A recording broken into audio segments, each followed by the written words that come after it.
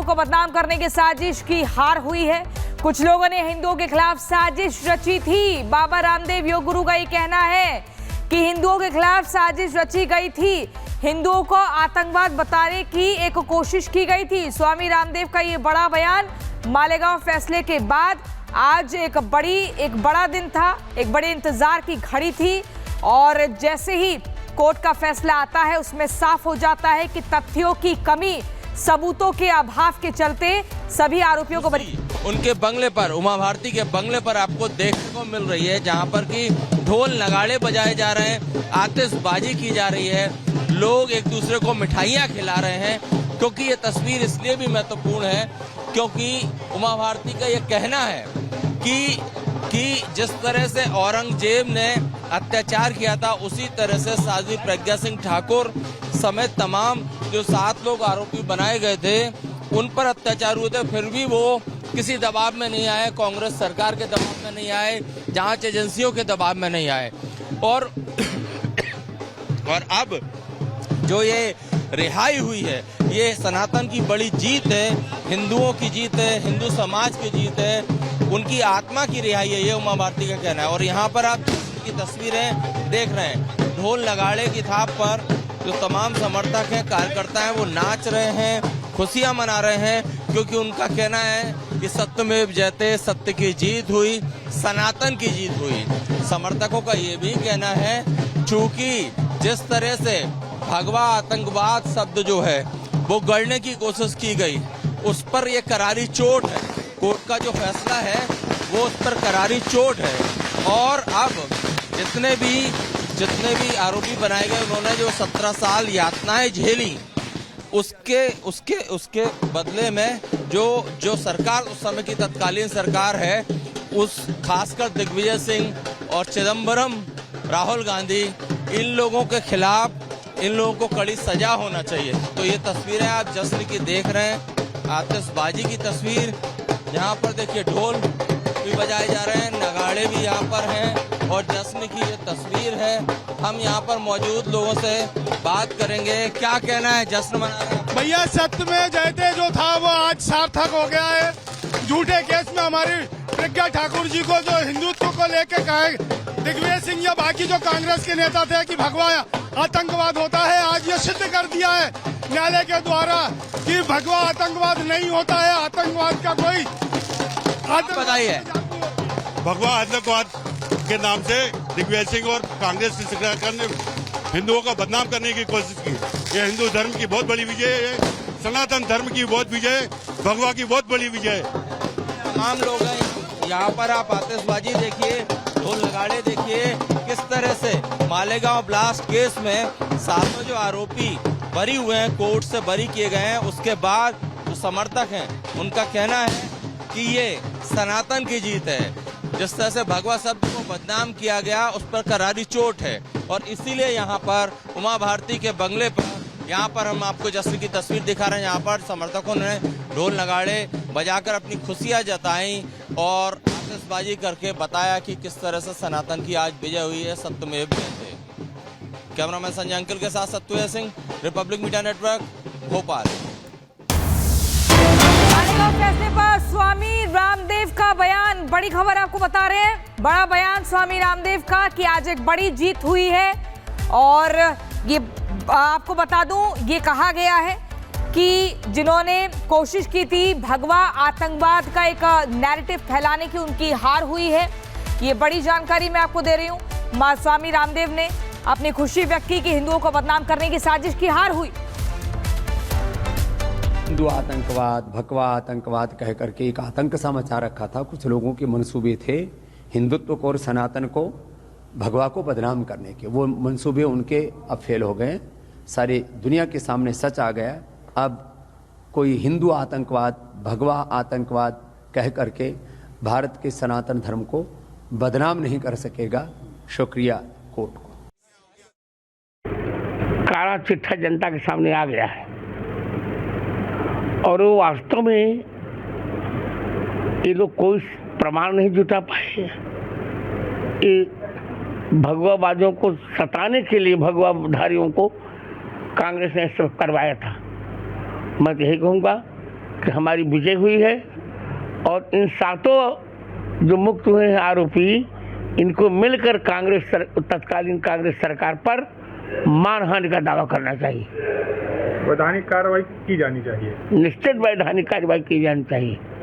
इन्होंने जो हिंदू आतंकवाद का नारा दिया था, उसको लेकर के क्या कहेंगे? इनकी शरारत थी, इसका दंड इन्हें भुगतना पड़ेगा। ये धर्म का नहीं होता। हिंदू आतंकवादी कैसे? हिंदू कभी आतंकवादी रहा ही नहीं, इतिहास देखें। हिंदू ब्रह्मा से लेकर चींटी पर्यंत तक भगवान के दर्शन करता है। हिंदू कैसे आतंकवादी हो सकता है? लेकिन कांग्रेस ने आतंकवाद को भी एक रंग देने का काम किया था। वो नकाब हुआ है, उतरा है, कांग्रेस का चेहरा काला उतरा है।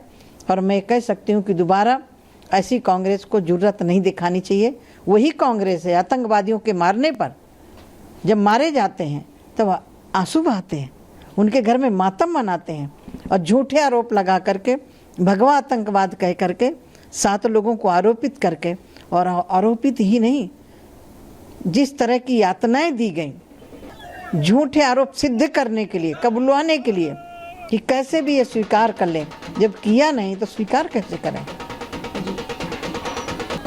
मैम, साथ ही ओवैसी जो वर्डिक्ट आया बहुत ही दुखद है और 6 नमाजी उसके अंदर मारे गए और 100 से ज़्यादा इंजर्ड हुए थे। मैं ये पूछना चाहता हूँ मोदी गवर्नमेंट से, फडणवीस गवर्नमेंट से, क्या वो जो मुंबई ट्रेन ब्लास्ट में एक्विटल्स थे उसके लिए भी स्टे मांगेंगे? और जो उनका ओवैसी है, उनका ये कहना है कि दुनिया याद रखेगी कैसे एक एक्यूज को मेंबर ऑफ पार्लियामेंट बना दिया था। ये उन्होंने ओवैसी ये सवाल तो कांग्रेस से पूछे ना। जब ब्लास्ट हुआ था उस समय तहकीकात कांग्रेस ने क्यों नहीं किया? सीधे अपने सर से हटाने के लिए आतंकवादियों को ढूंढना ना पड़े, आतंकवादियों को पकड़ना पड़े, या यूँ कहूँ कि एक मजहब को खुश करने के लिए हिंदुओं को भी आतंकवादी घोषित करके उनको जेल में डाल दिया। ये सवाल तो ओवैसी को कांग्रेस से करना चाहिए कि जो मारे गए थे उनको न्याय क्यों नहीं मिला। कांग्रेस की हिंदू आतंकवादी सोच के कारण कि हिंदू आतंकवादी है, इसके कारण आतंकवादी नहीं पकड़े गए। और हिंदुओं को बदनाम करने के लिए, साधु को बदनाम करने के लिए जिस तरह से प्रोपोगंडा कांग्रेस ने रचा, ये ओवैसी से मैं चाहूंगी कि ये सवाल कांग्रेस से करें। एक इमेज बना दी थी हिंदू भगवा टेरर। कांग्रेस ने पूरी कोशिश की कि हिंदू आतंकवादी है। हिंदू कभी आतंकवादी नहीं हो सकता। हिंदू सहिष्णु है। हिंदू कभी किसी के साथ अन्याय नहीं कर सकता है। लेकिन जिस तरह से कांग्रेस ने प्रोपोगंडा करके भगवा आतंकवाद रंग देने का काम किया था, माननीय न्यायालय ने कांग्रेस का चेहरा नकाब कर दिया।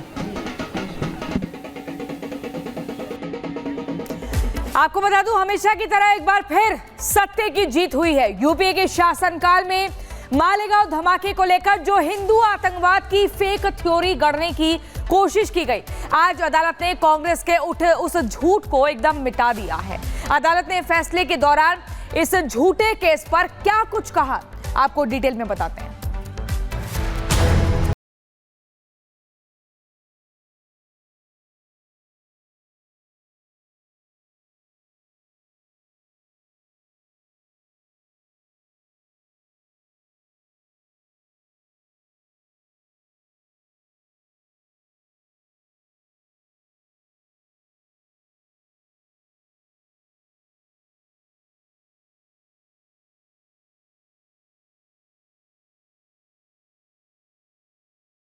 सभी 7 आरोपियों को बरी कर दिया, लेकिन कोर्ट ने फैसला लिखने से पहले कांग्रेस के गाल पर तमाचा मारते हुए झूठे मुकदमे में फंसाए गए तमाम आरोपियों को लेकर टिप्पणी भी की। कोर्ट ने इस मामले में पूर्व सांसद साध्वी प्रज्ञा को लेकर कहा, बाइक साध्वी प्रज्ञा की है, एटीएस ये साबित करने में विफल रही। कोर्ट ने कहा कि चेसिस नंबर निकालने में भी अभियोजन पक्ष विफल रहा। धमाके में इस्तेमाल बाइक का चेसिस नंबर स्पष्ट नहीं है। इतना ही नहीं, साध्वी के षड्यंत्र में शामिल होने को लेकर भी कोई प्रमाण मौजूद नहीं है और न ही चश्मदीदों ने अपने बयान में साध्वी पर लगाए गए आरोपों की पुष्टि की। कोर्ट ने साफ कहा कि जांच एजेंसियों ने इस मामले में साध्वी पर कई संगीन आरोप लगाए, लेकिन एटीएस कोई भी सबूत नहीं दे पाई। वहीं इस मामले में कोर्ट की टिप्पणी और साध्वी की बेगुनाही साबित होने के बाद अब बीजेपी कांग्रेस पर कई हिंदुओं का जीवन बर्बाद करने का आरोप लगा रही है। 17 साल के बाद पैरालाइज, अधूरा शरीर, कई जिंदगियां बर्बाद हो गई। यही आरोप लगा के अपोजिशन ने, यही कांग्रेस ने लेके आज बर्बाद किया। उन सारे परिवारों को शुभकामनाएं, लेकिन आज वो सब रो रहे होंगे बरी हो, क्योंकि उन्होंने वो जुर्म नहीं किया था जिसके लिए उनको सजा या उनको आरोपी ठहराया गया था। और 17 साल समझ रहे हैं, जिंदगी खत्म हो जाती है 17 साल में। जो भी इससे प्रभावित है वो जरूर अपील करेंगे। बीजेपी कह रही है कि हिंदू आतंकवाद का जो कांग्रेस ने बनाया था वो सब शिकूफा फेल हो गया। हिंदू आतंकवाद, देखो, ये बीजेपी कुछ भी कहे, अंत में कोर्ट का फैसला है और ये अपीलेबल है, इसका अपील जरूर करेंगे। कोर्ट ने इस मामले में कर्नल पुरोहित के खिलाफ लगाए गए आरोपों को लेकर भी कई टिप्पणी की।